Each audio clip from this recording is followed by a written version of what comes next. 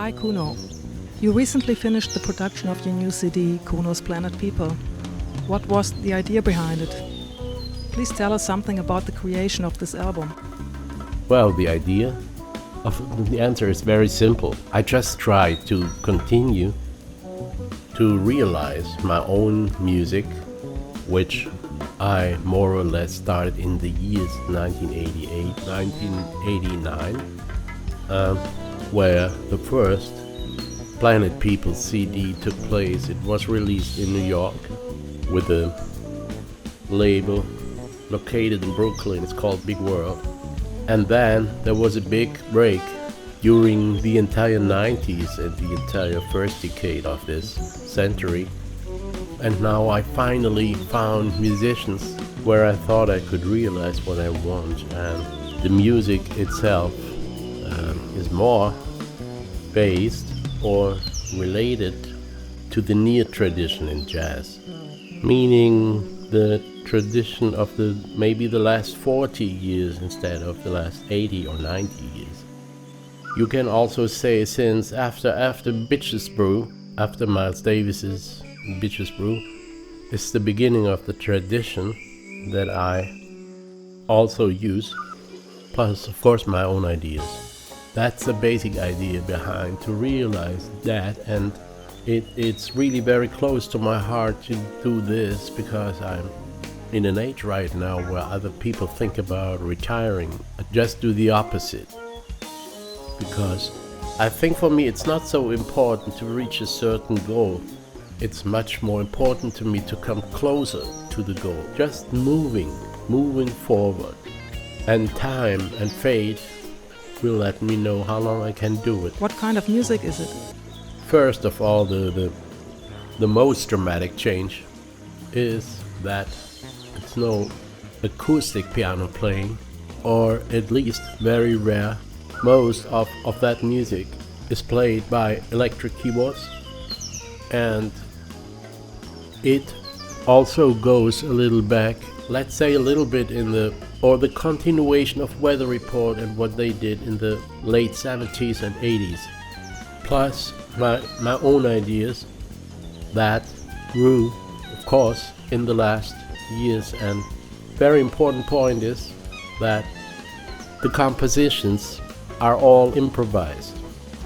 I was using the method with MIDI, so a lot of the melodies of the themes that you're gonna hear are first takes, because I played them with MIDI and then built around the arrangement, and so there's a lot of improvisation on one hand. On the other hand, there's also a lot written music, but that written music was initially improvised. So these are the basics. So I would call, if I had to name a category for the music, maybe of no way fusion jazz, but it's no fusion jazz. I would call it world jazz. What's the lineup?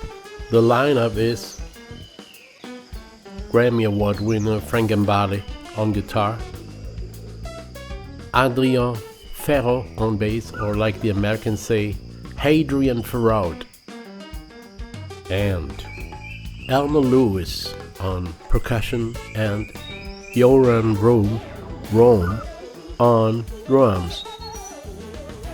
I would say it's pretty remarkable, the range of ages, because this band also stands for that there is no conflicts between generations, because the range goes from 64 to back to 23 years old. So the youngest member is Joran Rome, he's 23, and the oldest is Elmer Lewis, is 64. In between there is Adrian, 30, Frank with 55, and myself with 59.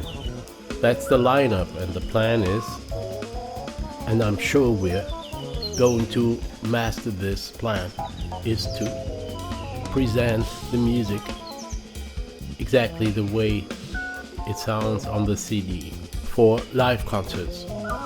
So there are not gonna be extra guest artists like it's usual on jazz CDs or on the CDs that you have half a dozen of musicians, other musicians, play on it to make the CD sell better. So I didn't do that. I wanted a band, a real band that stays the same band when the CD is done.